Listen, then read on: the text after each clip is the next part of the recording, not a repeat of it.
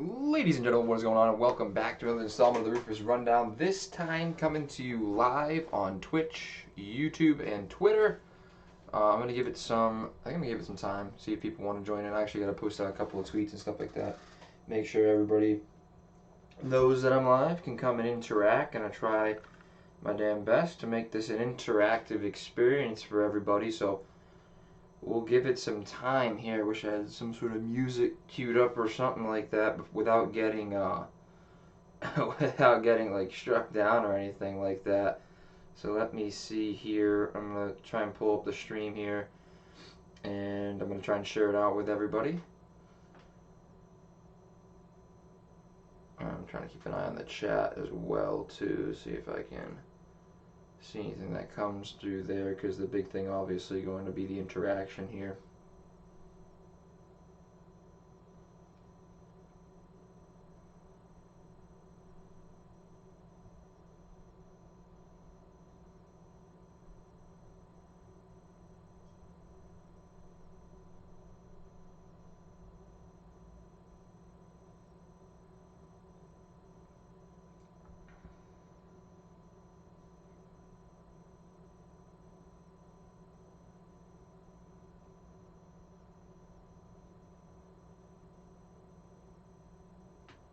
Alright, perfect. We'll see if we'll get some love that way. The one watching, which is probably me. The one here again, which is probably me. Oh, hey, we got different viewer. Guys, check in the chat when you can. Let me know who's here and what is going on. I'll have to check out the Twitter sphere as well too, to see who we got in here for live viewership. I've been live after about few minutes now. Just getting everything going, everything underway, and then we'll get into it. Which I don't think it'll be an incredibly long podcast today. It'll probably be a shorter one, depending on how it goes, and then what we get for interaction as well too. And then I'll be able to chop all this up, edit this all up, and I'll post it as a full show as well too. So that'll be fun. I think it'll be rendered up its own way on YouTube. So, but I'll probably still chop it up as like a full podcast itself too, just for the sake of doing so with clips and such. So I'm trying to give it some time before I start ripping right into the show. I guess we could get some music queued up, right? So we're gonna go desktop audio for now.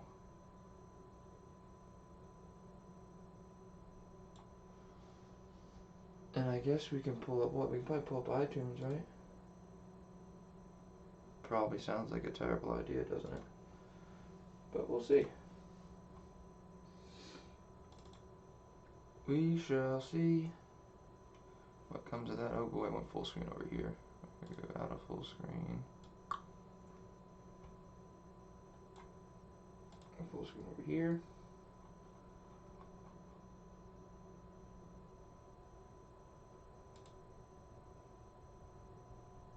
The only problem is, I'm not putting my headphones on. Okay. Other than that, I'll be able to do it.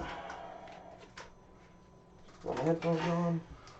We'll get some music going in the background. I'm sure people will appreciate that. So y'all should be able to hear that. As I try to await people joining in, kind of so we got a couple people in here, I think, already, so shit ain't right on this side. Without further ado, we got a couple of minutes in here. I guess I'll try to do this in the background if that's too loud. I'm gonna try to turn it down a little bit.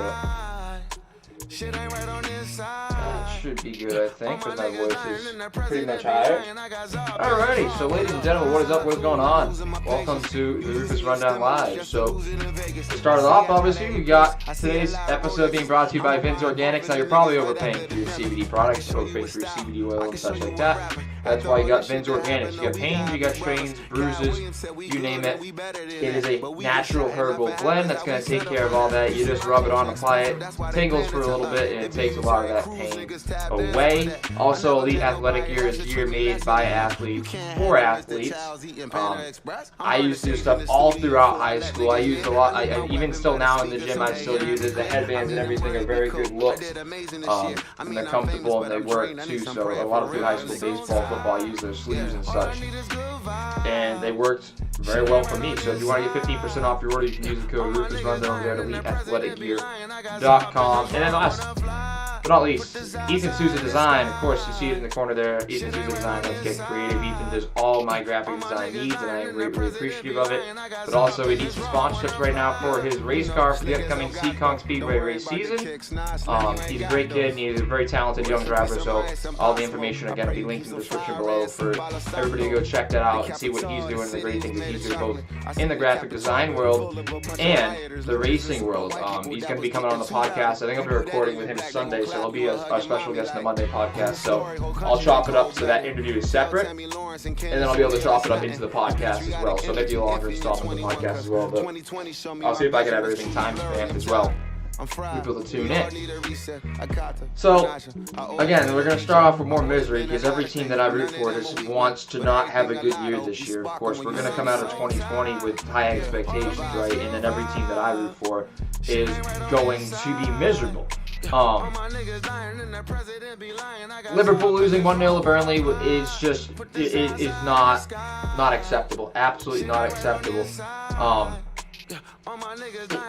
The way I could come on here and I could complain about the way that Burnley's going to play.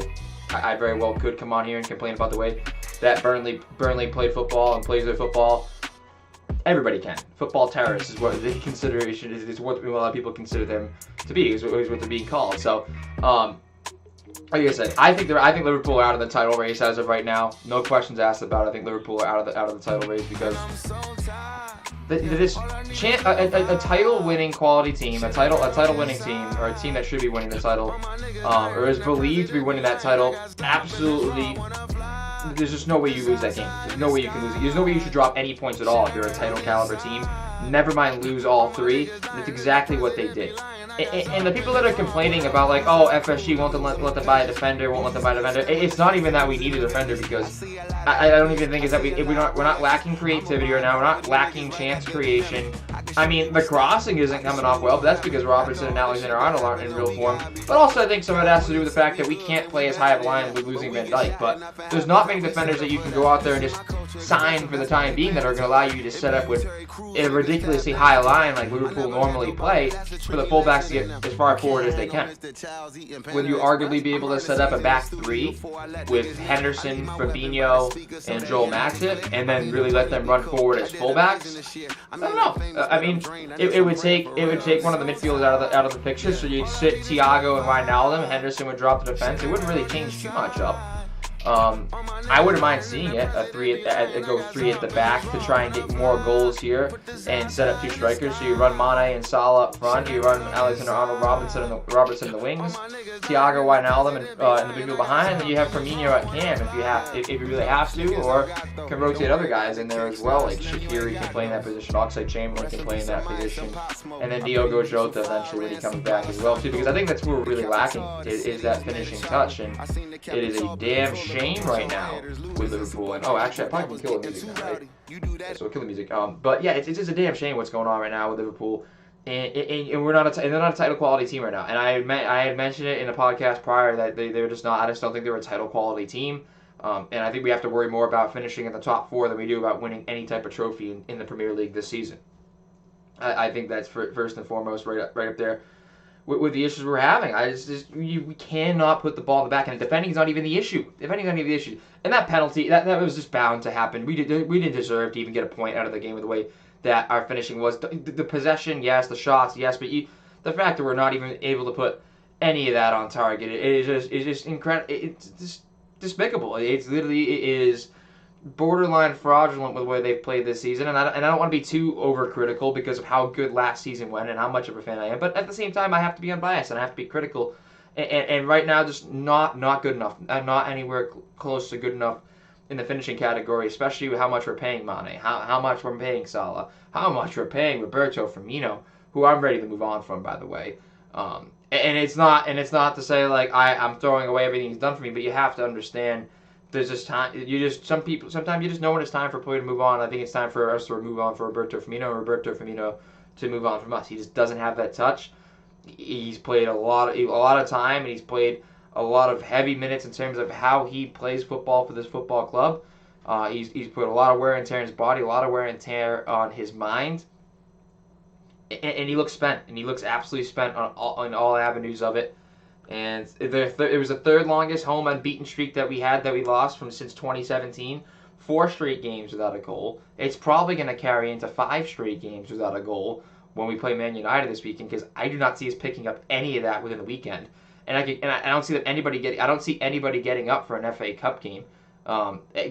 Just getting back to the league is going to be the real thing. So I don't expect to see any type of adjustments that get us anything in the back of the net this weekend.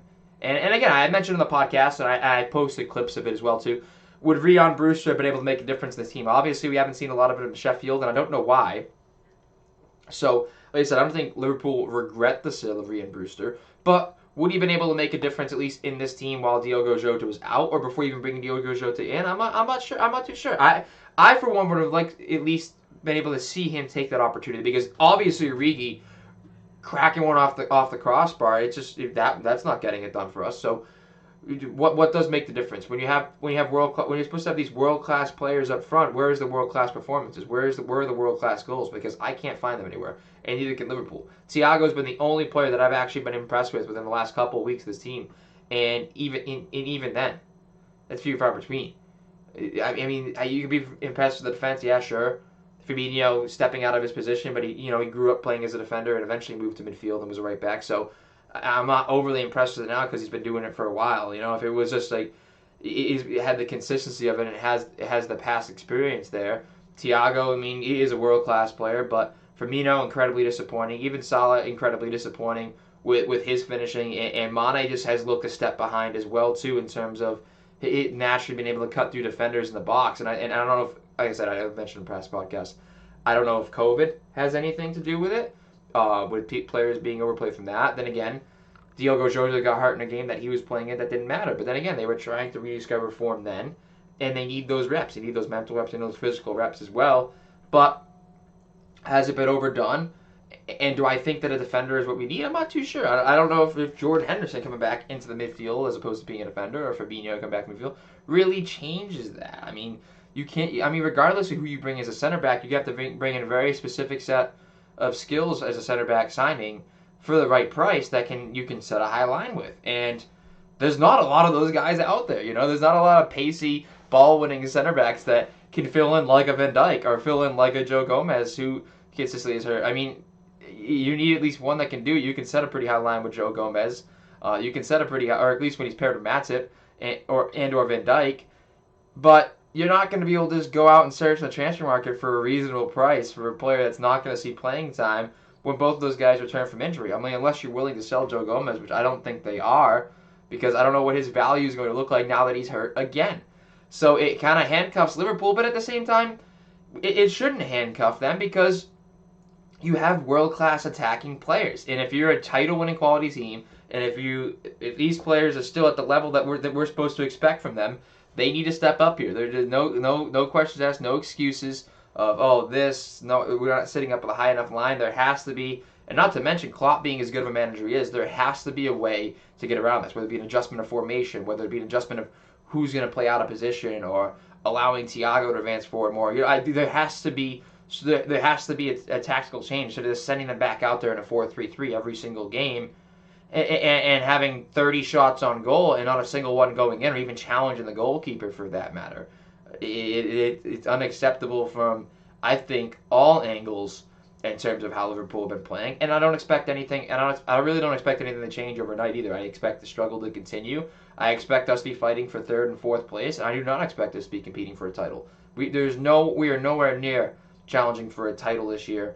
And the more that people are going to worry about that, and people are going to get all up in arms about it too. They're going to start being overcritical, hypercritical. They're going to start throwing players' names under the buses, and those aren't real fans. Fair weather fans. They only won a Champions League and then won the Premier League title the first time in 30 plus years. So I mean, they only did that and went to a Champions League final the year before. So it was only a matter of time before one of we did see some struggle again because you can't maintain that level of play for that long. I mean, Man City have never had success in the Champions League. Of course, they've had a couple of years now with title-winning teams and whatnot and going a little deeper into that tournament. But Man United had such a long historic run, but now struggle to get back to it. So a couple of games in the middle of the season, so we have to go a season without winning a title, but still fight for top four, and then reset ourselves in the summer after pandemic-ridden seasons and stuff like that.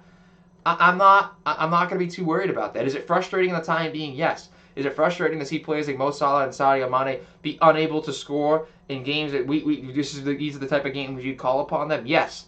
Where is that extra gear? Where is that superstar gear? Where has that been? Where is that killer instinct that we've seen from this team for the past 3 years?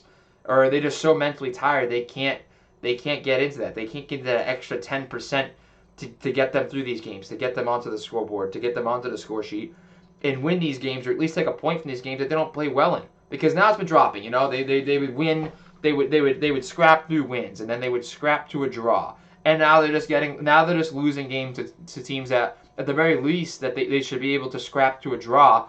Now that's it's the standards are totally beginning to change. And I don't see the results changing in the near future. I think Liverpool will continue to struggle, and within the next week or two will fall out of the top four. I'm not saying they can't get back into the top four. I do not see them maintaining a spot above Tottenham in this top four within the next couple of coming weeks, especially with the way the schedule looks and the way that Liverpool have struggled. Like I said, I don't think that means that they won't get back into the top four by the end of the season. But I think with the next couple of weeks, you're going to see them drop into fifth. You're going to see them really struggle to maintain a top four place before the end of the season. And that's coming from me as a Liverpool fan. And if you want my favorite on who's going to win the league, I still think Man United's going to win the league. I think Man United's going to get away with it. I for whatever reason I have this weird gut instinct that Man United's going to run the rest of the way and win this title. Just because we're going to struggle, and on top of that, Man United's going to get it. And I think I've had more faith in United than a lot of United fans have, and I've told my friends that are United fans that they're not really not that far away. They're just a couple minor adjustments away, and I think they gave Ole enough time as to where now he's really figured out what he has in the midfield with Pogba and Fernandes. And by the way, what a goal it was from Paul Pogba against Fulham.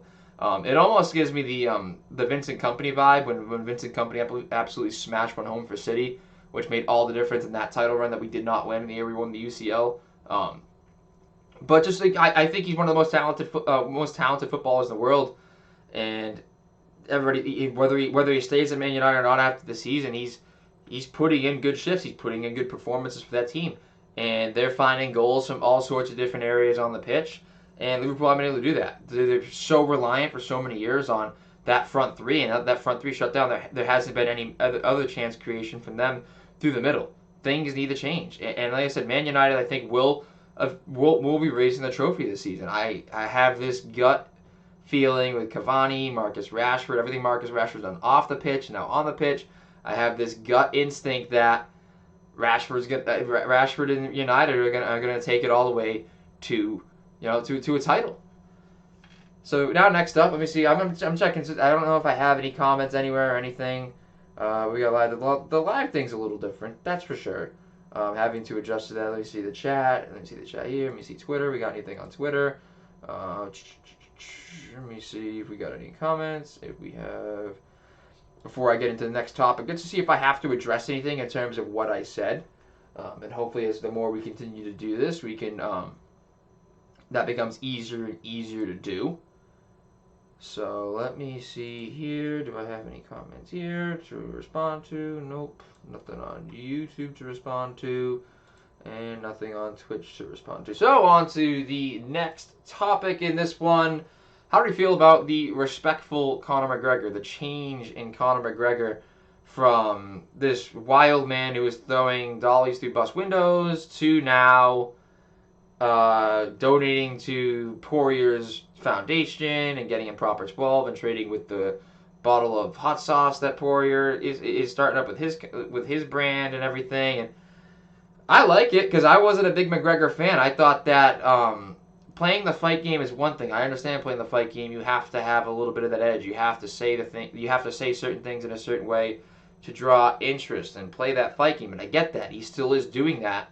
And there's a way to do it in a respectful manner, like him saying he's going to knock him out. He's going to get him out of there within 60 seconds. I don't think that's the case. This is going to go way longer than the first round for McGregor and Poirier. But he's just totally acting in a different manner than before. And it would worry me a little bit if it was another fighter that he's fighting. But the way Poirier has come out to say it too is that he thinks about the UFC totally differently too. That's not his life. He's a different person from what most UFC fighters are, and the dedication. And McGregor has his whole own brand built up, but he's in the best shape of his life right now too. I still think he's an incredibly talented fighter. I'm interested to see what people think if he can still win this way with this new personality change that McGregor has. He's still, like I said, he's still playing the fight game, but I thought that he was like when you can play the fight game and you don't have to throw stuff through windows and get arrested and do all this to play the fight game. You don't have to actually act upon what you're saying. There's a difference. There's a difference in the fight game and being a legitimate thug that he was acting like and the actions that he was behind. Don't get me wrong, he's a damn talented fighter and still is, but I could never get behind it in terms of how he was acting and playing the fighting game. You know, he was playing the fighting game and he was doing exactly acting up in that same way, which was incredibly annoying for me to watch as a fan of the sport and as someone who wanted McGregor to be good, especially considering where a lot of these fighters come from, the backgrounds that they come from. They don't come from a lot. A lot of these guys, it's all they have, and it's all they have to get to the top. And it's damn impressive what Conor McGregor's done in his time at that level. But acting the way he was, I wasn't able to support it. It got old. I mean, I gave him the benefit of the doubt, and it really got old, and he really took advantage of that, I think, in a lot of people. But he's really cleaned up that image. And when they do the movie on Conor's life, when Conor does his movie, it's going to look pretty damn cool at the end of the day for him to have this personality change, have this change in perspective that so many people were probably against or for or now indifferent on. As to, I think he's probably now trying to become, or not trying to become, or is becoming one of the more likable fighters out there, one of the more likable athletes out there, already. If he can continue to act this way in a respectful manner, but also showcase that growth and also maintain his ability in the octagon and how impressive he is in that manner. So I got McGregor this week, and I think he was minus 300 plus. He's definitely is the favorite. Definitely should be the favorite. I think he's going to win it. I don't think he'll win it inside of 60 seconds like he said. But I am taking McGregor this weekend to beat Poirier. And don't sleep on the co-main either, because all these fights are very good, because Khabib looks like it's set for him to have his title stripped, or it depends, I guess, on who wins these fights this weekend, on which fight he'll take. I don't think he'll take a fight with McGregor, so he's probably pulling for somebody else to win. I don't know if he'll take another fight with McGregor.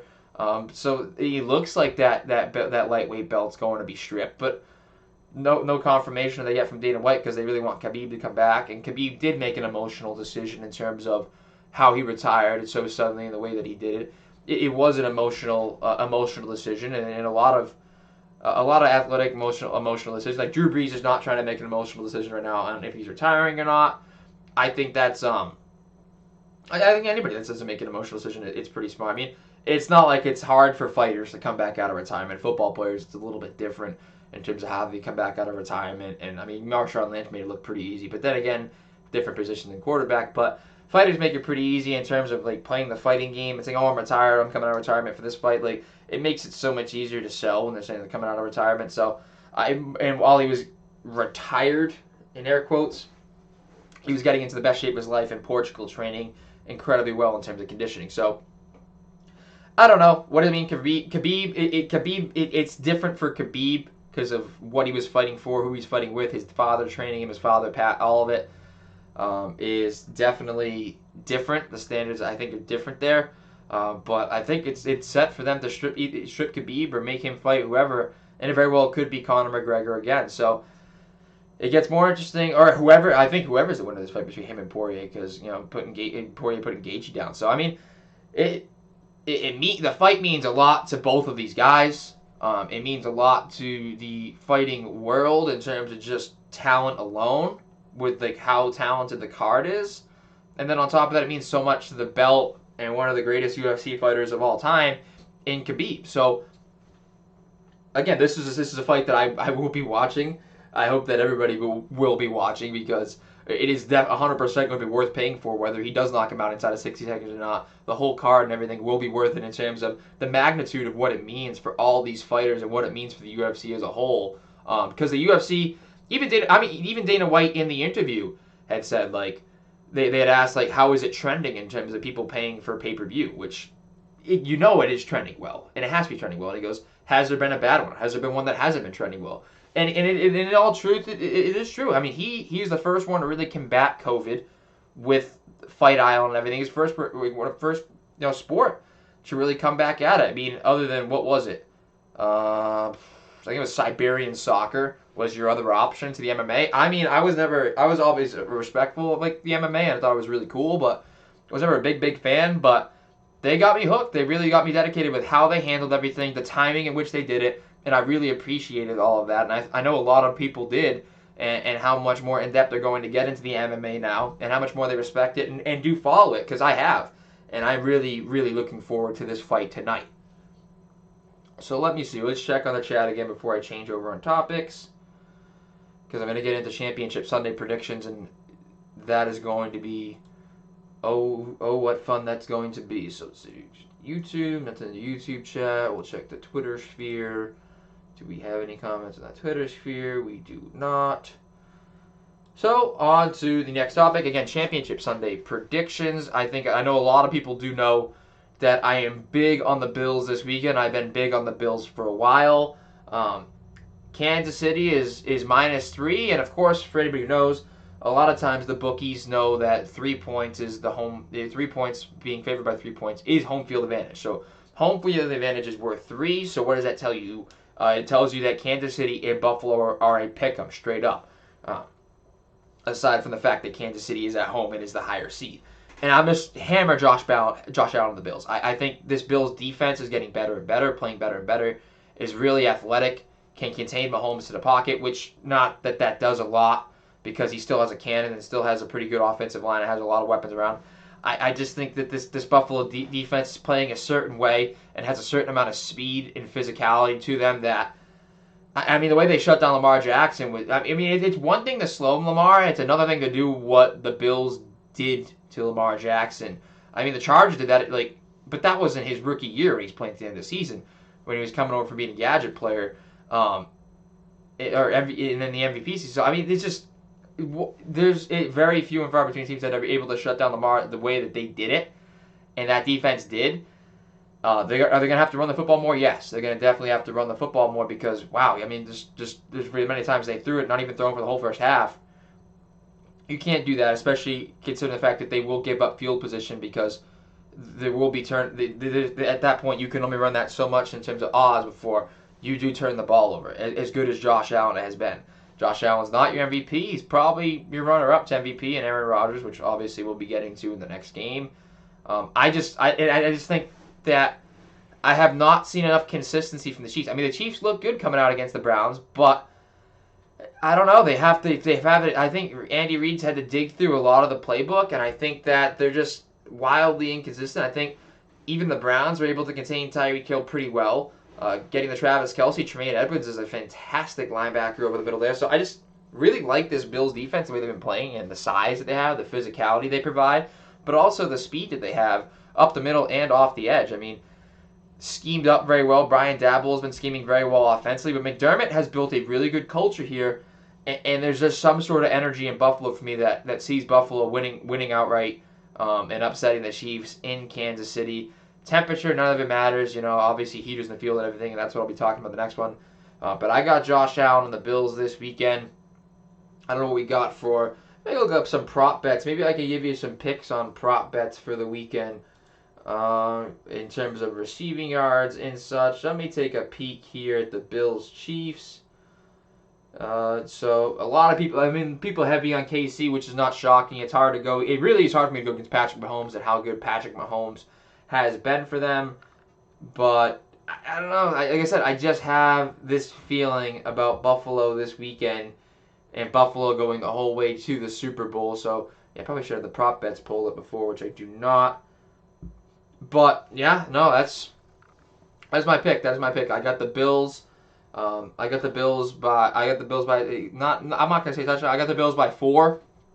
Um, so Bills by 4, and then obviously Green Bay and Tampa. That half point, it's Green Bay minus 3.5. So like I said, the 3 for the home field advantage, and that's just a half because I do think they're a half point better than Tampa Bay.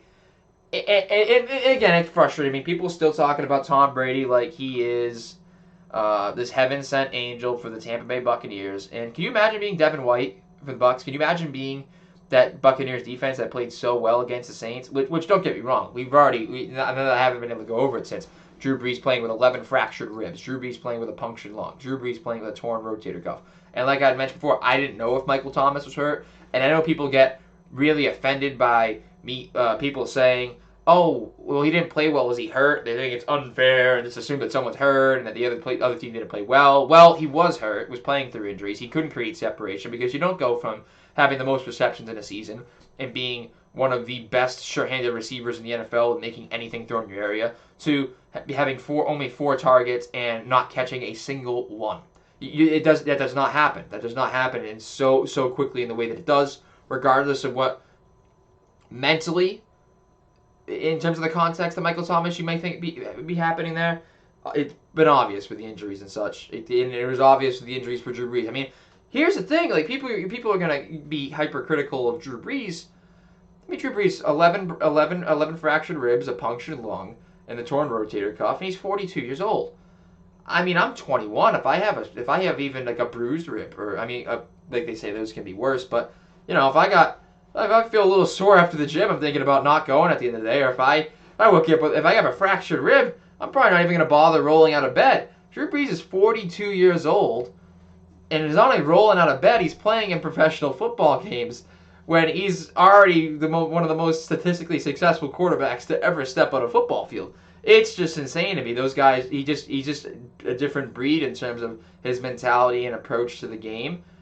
And I think that shouldn't take away from the way the Bucs defense played. But it should not give any more credit to Tom Brady. I mean, my goodness, plays of 1, 3, and 5, the play drives there for him to go.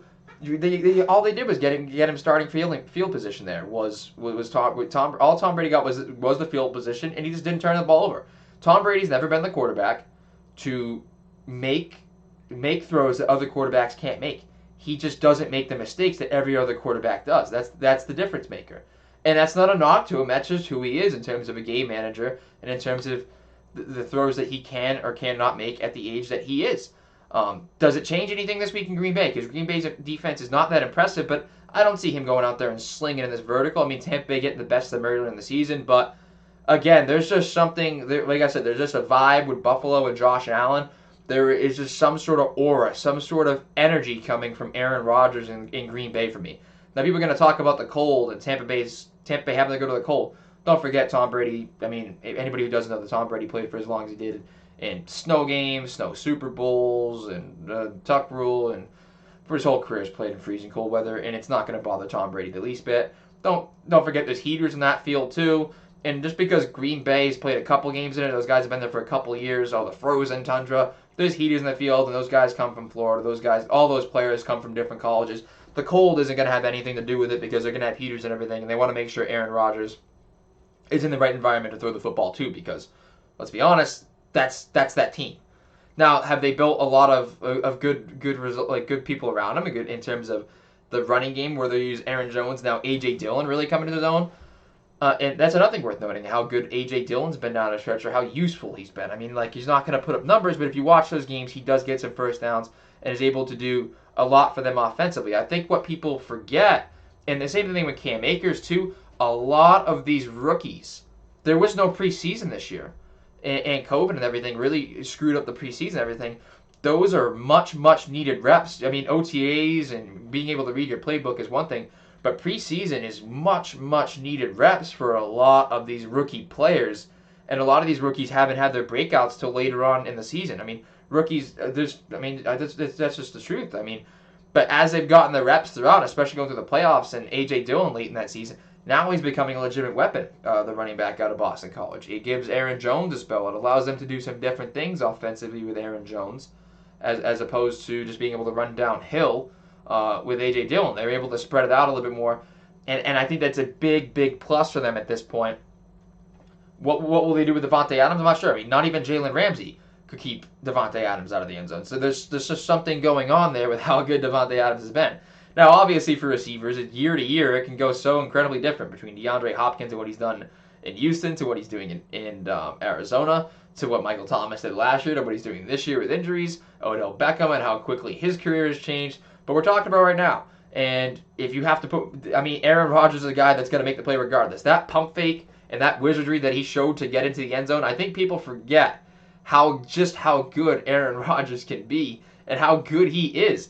I was one of them, and I was guilty of it just because you get so lulled into it. But now you look at all these older quarterbacks, and I hate the conversation. Oh, is Patrick Mahomes? Is Aaron Rodgers better than Patrick Mahomes? I mean, like I don't ever really think Mahomes was really truthfully going to be better than him overall. I mean, for that year, obviously, yeah, was he better than Aaron Rodgers? Yeah, but is he ever overall, in terms of I've been able to look at it, a better quarterback than Aaron Rodgers? Would I rather have Mahomes on a day of as opposed to Rodgers? No, I don't think so. I don't think I've ever been able to go that far with it. Two very similar quarterbacks, yes, don't get me wrong, but Aaron Rodgers is still an absolute gamer, an absolute baller, and this year has been on a different level. I mean, the second year of the offense and Matt LaFleur, they've really hit it off.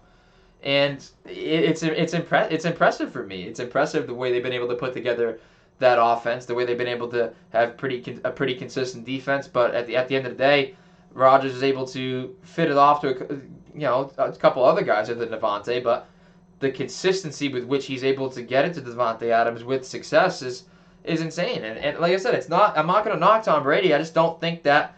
I do not think Tampa can get into a shootout with Green Bay. I do not think that their defense is going to be able to hang for the whole game with Green Bay. They might have success at certain periods, but I don't think they're going to be able to hang the whole game with Aaron Rodgers because, like I said, they played well against Drew Brees. Yes, but Drew Brees is also banged up. So I'm not going to take it all away. I'm not going to say that their defense would have played awful had Drew Brees been healthy, but if you look at the past two games we played this season with supposedly a healthy Drew Brees, I mean, look at what they did. Look at what they did. Look at how good our defense played. So that being a huge difference there. But Tampa's defense still on a hot run. I still think Devin White's been incredible. I still think Devin White will play well. But my money's on Aaron Rodgers. The half point might come in to kill you. That's the only thing. But I'm still running with Aaron Rodgers. Green Bay -3.5. Buffalo versus Green Bay in the Super Bowl. And right now, outright, my pick is just the Bills to win the Super Bowl. But it almost looks like it's a match made in heaven for Rodgers to go ahead and win the whole damn thing. So, but like I said, that we'll have to adjust that. We'll have to talk about that as we go after the weekend. I can only give so many picks at a time because I could be wrong with both my picks, and then I just look like an even bigger idiot. So before we make our Super Bowl predictions, we'll have to wait for this weekend.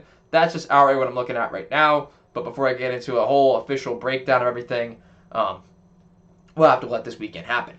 And like I was talking with a buddy too, I was just like, wait. People are like, oh, what are your plans for the Super Bowl? What are your plans for the fights? Like, it's different for me because I have to look at it from a different perspective in terms of taking notes and such. Like, the Super Bowl for a sports podcast like myself is like Christmas. It's just the biggest holiday of them all. Everybody talks about the Super Bowl. There's even people who don't follow that much football that will be watching the Super Bowl for the commercials, whatever it be. It is going to be one of the most talked about things for the whole month of February. So we're getting to that point now. We're getting to that point. It feels like holiday time for me. Holidays are cool and all, but it's those weeks leading up to Christmas break when you're in middle school and high school. We're getting there for me, and I'm getting a little giddy about it. I'm sure a lot of people out there are as well. So again, before we transfer over topics, I'm going to check the chat, see if anybody's interacting in the chats. Check in when you get it. So we got 3 watching on YouTube right now, which is much appreciated. I had a couple on Twitch. I think I had up to 5 in Twitch at a time, and we're back to 5. I think right now is what it's showing in terms of viewers. One way it wasn't, now it is. So again, before we transfer over, if anybody has anything to add there, has anything that they need me to cover, to touch upon, just add it up in the chat there. Create a Twitch account. We'll have to see what we get in the chat room, and again, I'll be going through it at the end of the podcast as well. And then when I post this as the recording version, I'll be able to go back and chop it up and edit this stuff out.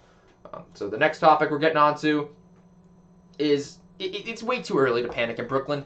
Brooklyn again losing two straight to Cleveland now, and it's way too early to panic. I mean, you see how productive that big three can be. Is the defense a question? Yes, but remember the big three in Miami? Do you remember how all over it people were, and the success they did or didn't have early on, and losing to the Mavericks, and it's all a lot of noise, but it's not overnight stuff. I mean, but you remember these guys playing the Olympics together. While that's a different standard, I think they're going to be just fine. Now, it being a rookie head coach, I don't know. But then again, look at Eric Spoelstra, how successful Eric Spoelstra was in Miami. How good of a coach he could have been. Now, it being a former player in Ash, I don't know. I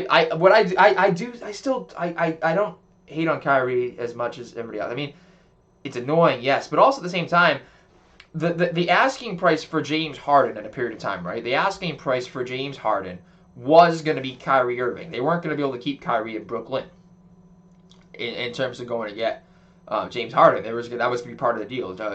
For James Harden was Kyrie Irving going to Houston. But how do you change up the asking price for Harden? How do you change it up? Well, maybe you totally diminish the trade value of Kyrie Irving by making it seem like he's out of his damn mind, and he still might be out of his damn mind. But there's a tier level to that. Like there's tiers you can work with, and then there's borderline insane. And in the way that the media had made it look, and the way that they probably tried to make it look, was that Kyrie he's out there. He's out there. I mean, he's a flat earther. He is out there. But what it does is it now allowed them, for at least for the value of it, being able to flip those players. Now, obviously, Philly wasn't willing to give up Ben Simmons because they could have given up Ben Simmons and gotten James Harden. I would not have given up Ben Simmons for James Harden because I still think that there's a very high ceiling for Ben Simmons.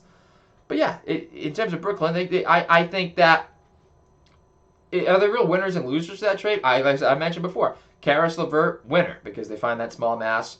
It was a small mass in his kidney, I believe it was. Cleveland, they get Jared Allen, and who else did they get? They get Jared Allen and the other kid too. So, and then of course the Brooklyn Nets getting Harden, and then the Rockets getting a ton of picks. So I mean, I don't really see a loser in that trade, because regardless of whether Kyrie's on board or not, which I think he is now, I think he can settle in. I think the Nets are going to go to the finals. I'm not saying they win anything. They might not win anything this year. They might win it next year. You never know.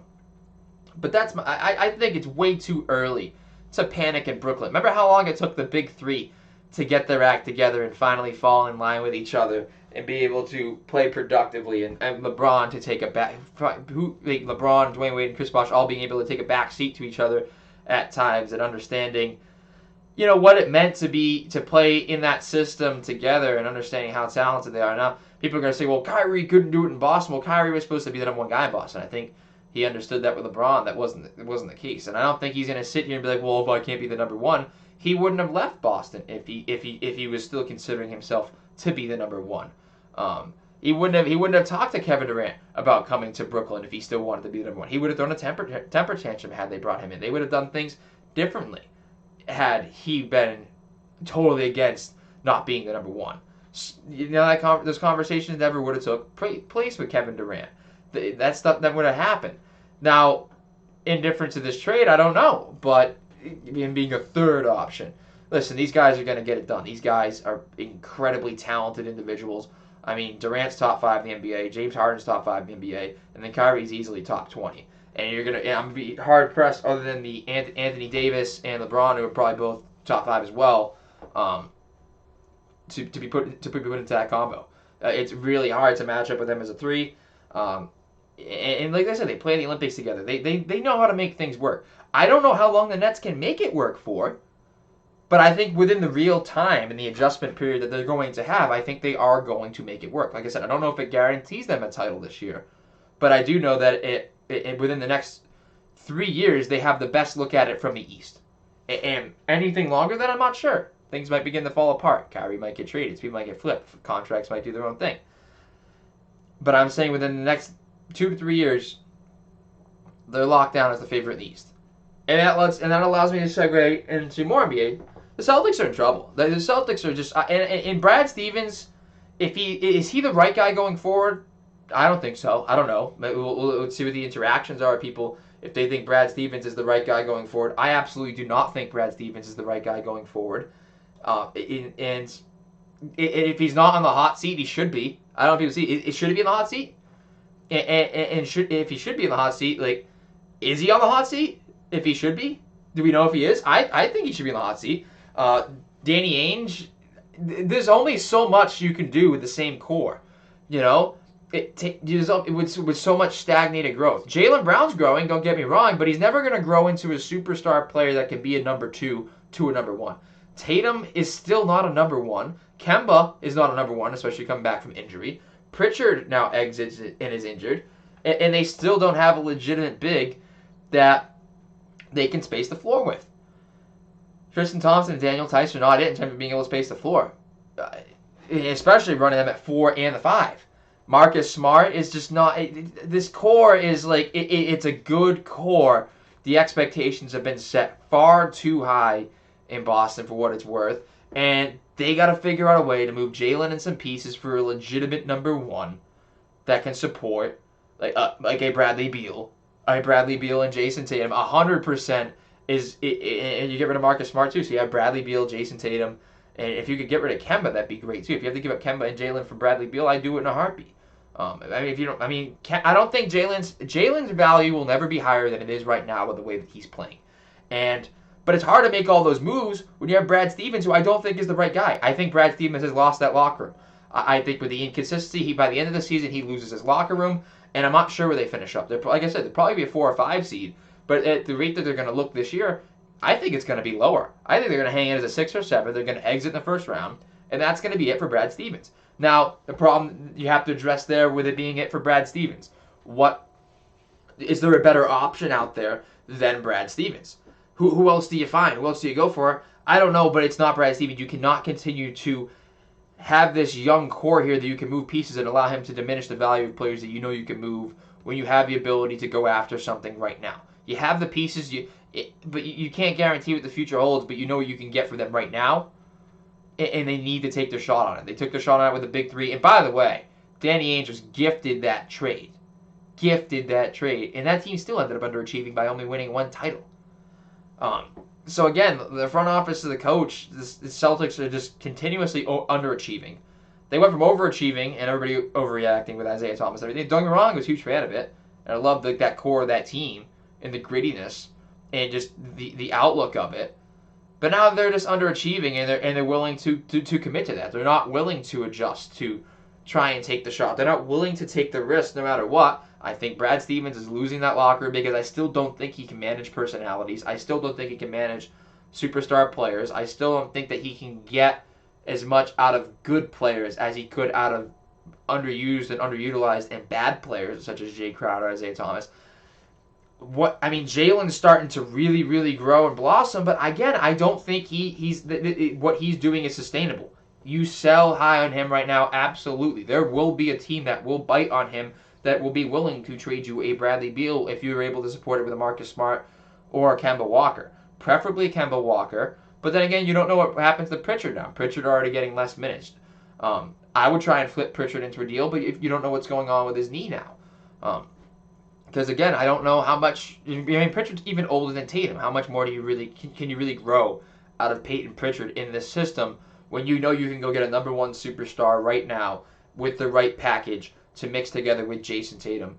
And then again, you could have Miles Turner, and they didn't want to go after Miles Turner. Now, given he's injured now too, Miles Turner leading the league in blocks, great interior defender, but he can also space the floor offensively too.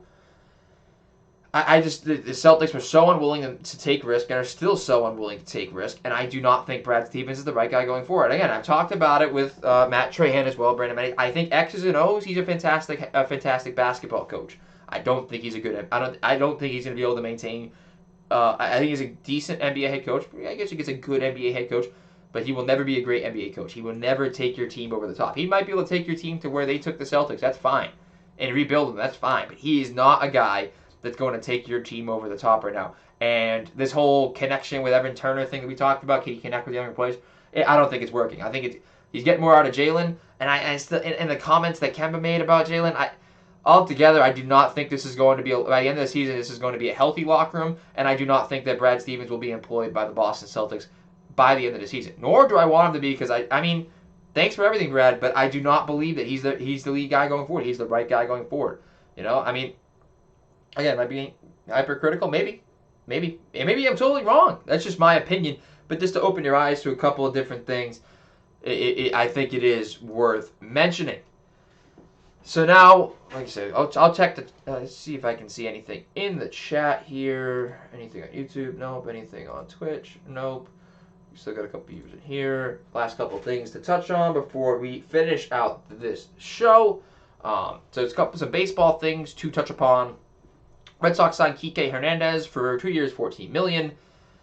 On the surface, I'm looking at it like, it's not a bad sign. But I'm like, but like he plays the same. I mean, he's more than what Brock Holt was able to do. He's a little bit better, but how much better for what he was worth? For a player we're familiar with, for a player that was a fan favorite, in terms of just at least being a watchable team, right? Because they're not going to be good again this year because they have zero pitching. Martin Perez is not gonna.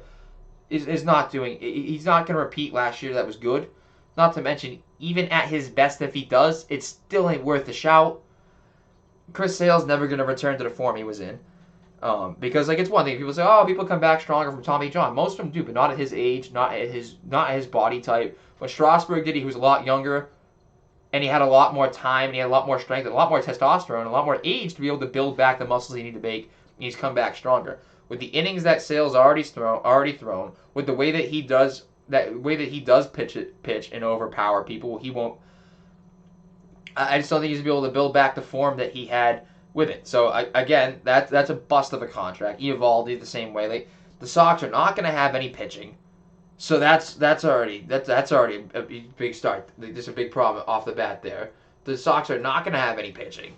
Brock Holt's making just over $3 million. Now they're paying Kike Hernandez $14 million over the next 2 years for something that Brock Holt already could have done. They're still in on Marwin Gonzalez. Again, another utility player who can be an everyday player. Unlike a lot of people have the complaints with Brock. These guys can be everyday players as well as utility guys. But where are the moves to set your top? Where are the moves for pitching? Where are the moves for bullpen help? Because we still have no help in the back end of our bullpen. Anywhere. Your starters are going to struggle as it is. Never mind not having any relief out of the pen when they do decide to actually have a good game. And now you're going to overpay for, maybe not overpay because the average annual value for Profar's deal was the same. But in comparison to other players you could have got, like a Brock Holt that was already familiar with here, now you're going to overpay for that in terms of average annual value. Again, do I have to dig deeper into what a one WAR is worth per year in terms of $7 million or whatever a WAR point is worth? Yeah, I can dig deeper into that, and I will in due time, because it's not even close to time to talk about baseball, but I can say that I am genuinely excited. Regardless of how bad I think the Red Sox are going to be, I am excited to be able to watch a lot of baseball games this summer. I wasn't as into it last year with COVID and everything, but this year I'm excited to watch it. And for the love of God, I hope that they do the DH and the NL. But again, this will all be a conversation that I approach with closer to baseball season. But we did get some Red Sox news now that I felt like talking about. I've already mentioned that the Padres are doing and how they're doing business. A couple of and again, Profar going to the Padres. They had a really, really good utility player for them that can play any of those positions and fill in too. And then the last thing I guess to touch upon is rest in peace to Hank Aaron. Of course, I never got to see Hank Aaron play. But then again, still, to do what he did as a right-handed hitter is pretty damn impressive, because you don't see a lot of right-handed hitters be able to hit the way that he did, never mind set the home run record. So rest in peace to Hank Aaron. And I think it was Vin Scully called that home run, which is insane to me that Vin Scully was calling games of Hank Aaron and then Mookie Betts and such. Like, they have an impressive career for them. Old style baseball. Rest in peace to Hank Aaron. And that's about it. I think that's all we got for the show. So we got through about 53 minutes or so. With limited topics. First live show, trying to get used to it. Looking forward to getting more interaction in the chat. I might make Saturday a regular thing. We'll see. I still want to start trying to stream on my other channel. That went horribly bad the other day when I tried setting that up. When I tried streaming some Battlefront 2. That was damn unfortunate. But again, I'm going to figure all this stuff out. And we're going to make it work. We're going to make it happen. But I appreciate everybody that tuned in. Again, episode brought to you by Vin's Organics. You're probably overpaying for your CBD products and your CBD oil. Vin's Organics is a natural herbal blend that can take care of pain, strains, bruises, you name it. Again, vinsorganics.com to save money instead of overpaying for CBD products. Vin's Organics is the way to go. Also, if you want 15% off Elite Athletic Gear, head over to eliteathleticgear.com and use the code Rufus Rundown for your 15% off. And also, Ethan Souza Design, my number one stop for all my graphic design needs. He does a lot of freelance work, so you can look into that if you need any graphics done. And also on top of that, he is looking for some help if you sponsorship opportunities for his race car in the upcoming season at Seekonk Motor Speedway. He's a talented young racer, and he's a talented young man, and I will be having him on the show soon enough, which will help even more promote that and see why you should sponsor him in that upcoming race season. But for everybody else that tuned in, I appreciate you guys. But it's Rufus signing off.